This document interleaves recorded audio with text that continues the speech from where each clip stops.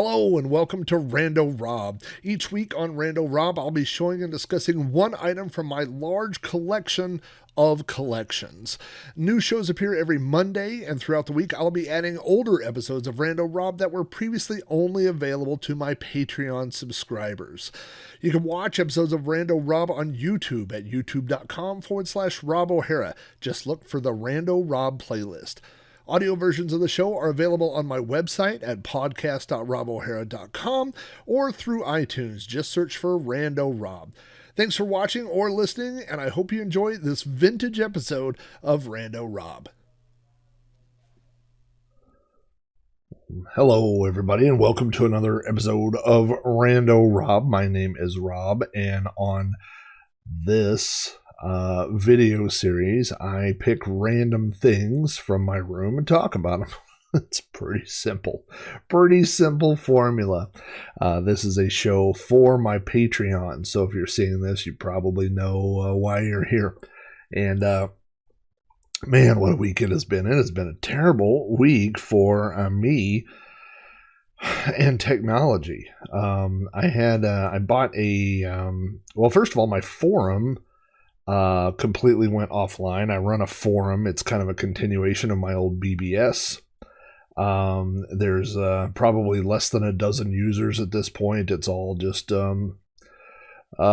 basically old friends where we log in and keep up with one another and talk about things every now and then. But unfortunately, the server that it was hosted on at HostGator, they decided to just yank the old version of PHP that my forum ran on.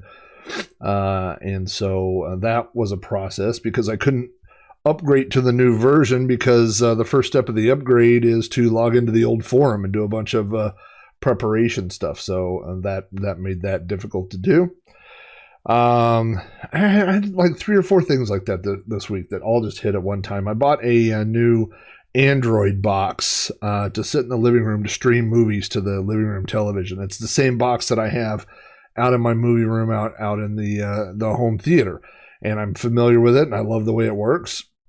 It runs Kodi, and so I thought, well, I'll just get that for the living room, and I got it. I got it all set up. For some reason, it took me forever to get it up and running, and moved it out to the living room.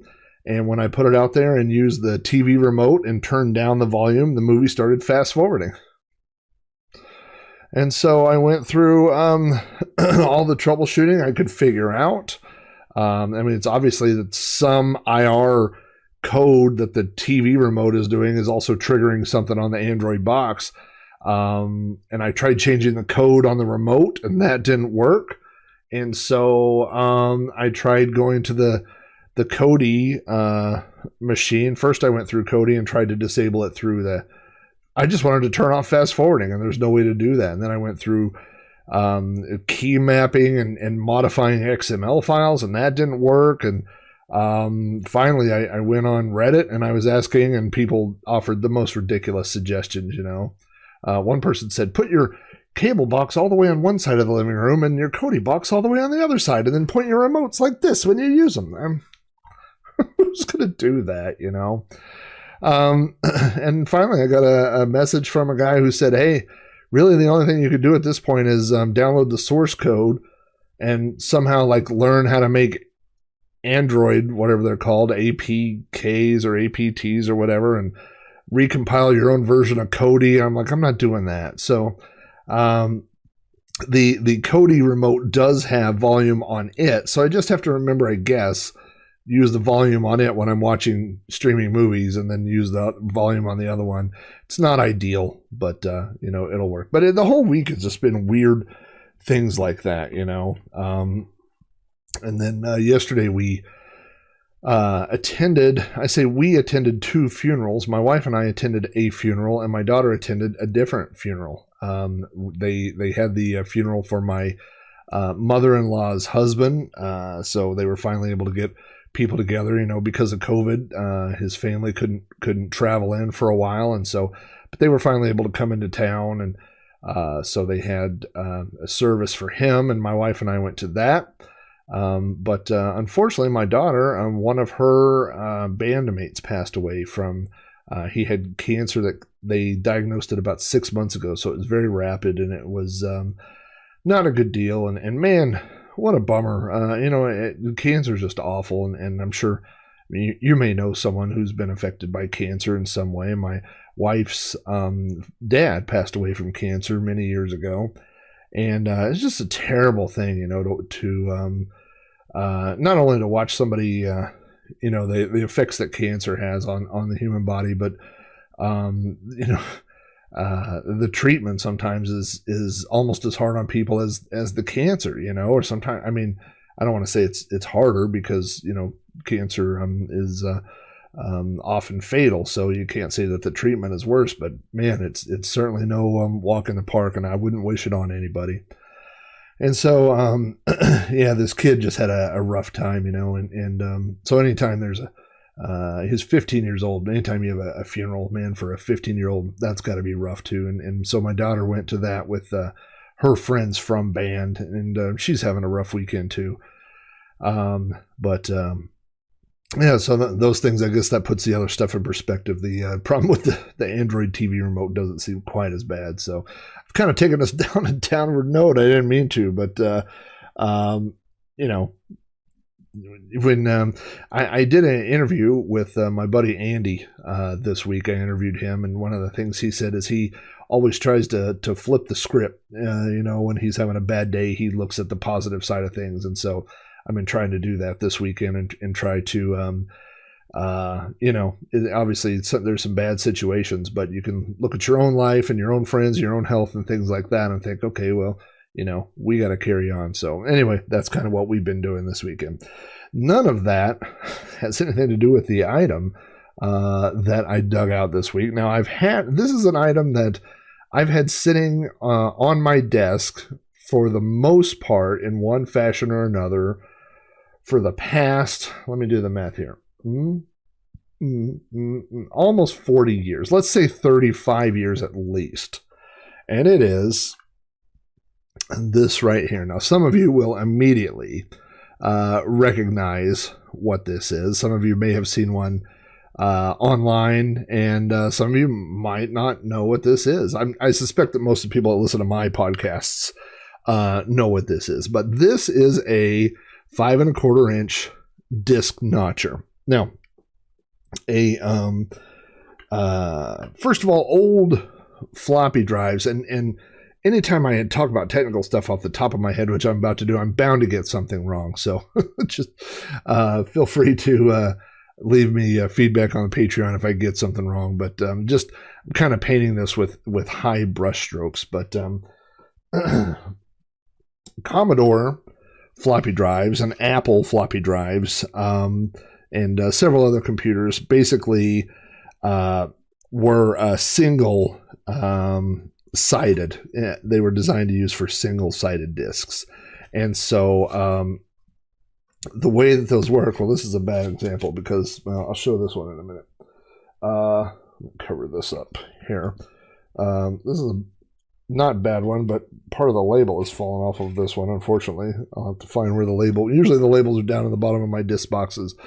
But this is disc number 3 from the old flat collection. And so if you look there at the screen on the right-hand side, you will see there's a little notch out of the side of the disc. And so when you put the disc in the drive, first of all, if you can see right here, right there, there's a little film inside here, right? And so as you turn that, if you turn it the right way, you'll see that little line. There's a hole in there that will line up, and there's a light that shines through. And so that knows that this is, that's how it lines up the head, and it's ready to go. But this right here, there's also, I believe it's just a light, that if it shines through here, it knows that it can write to the disk. And if this is covered up, it cannot write to the disk. So every disk that I used to buy looked exactly like this, which, since there was no notch on the other side, you could only use this disk in this fashion. You'd put it in the drive, right to the front of the drive, but you couldn't put it in upside down because the light, there was no notch on the other side.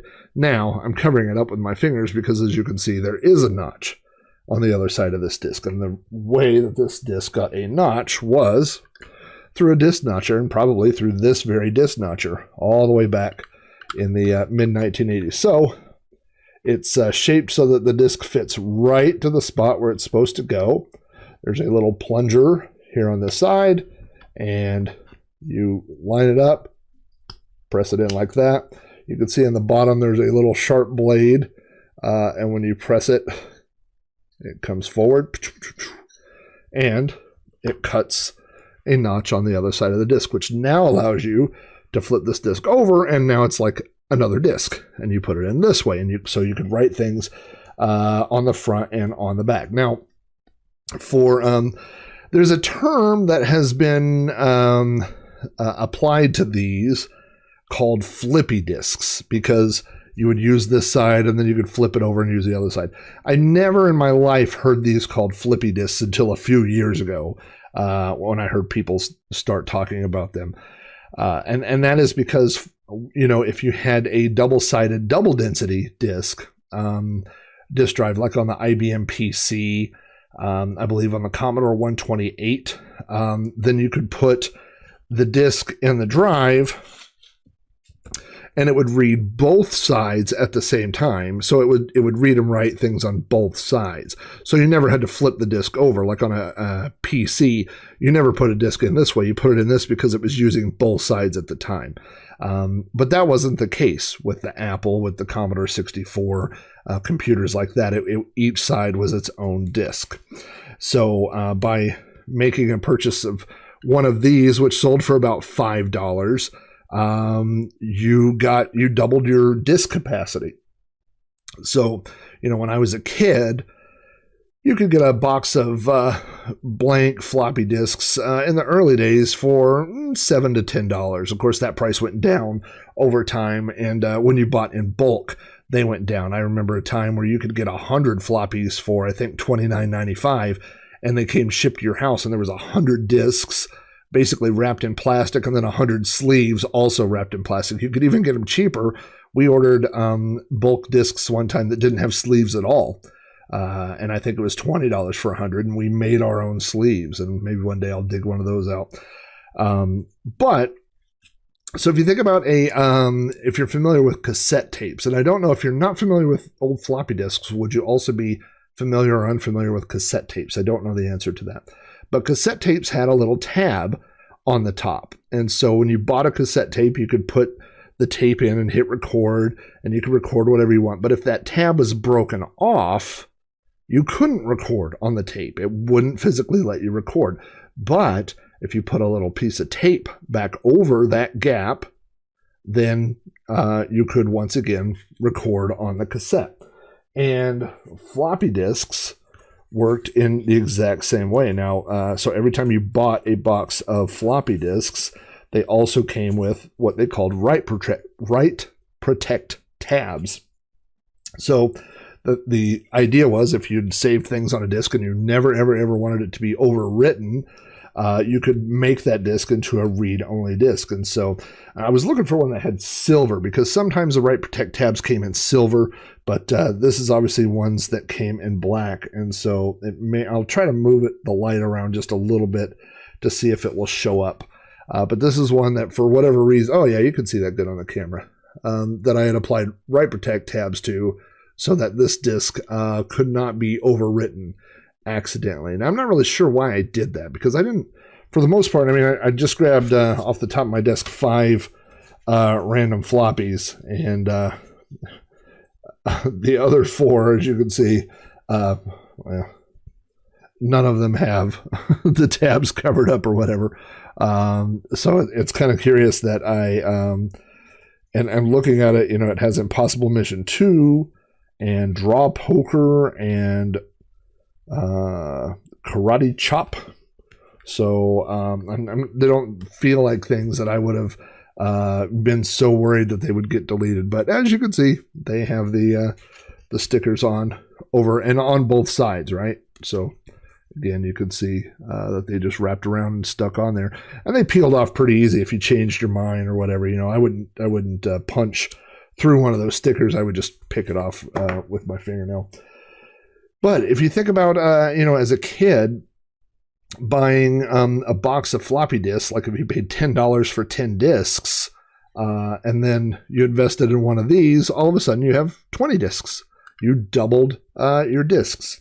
Now, if you were to pry open a floppy disk, and you can pry open a floppy disk, if you look at the top, they're kind of perforated, stamped down, but you can sit there and pick those apart and open these disks, and sometimes you had to do that. If you wanted to transplant the actual magnetic media to another disk, if this got damaged or something, you could do that.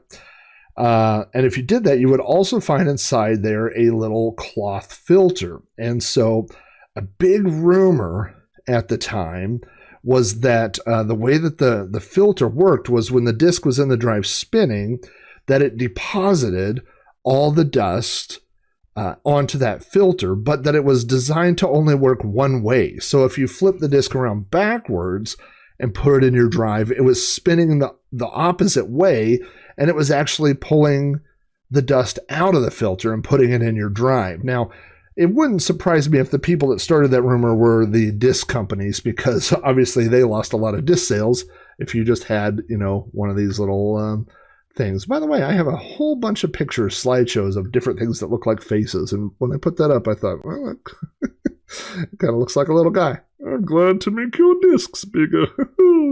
So, that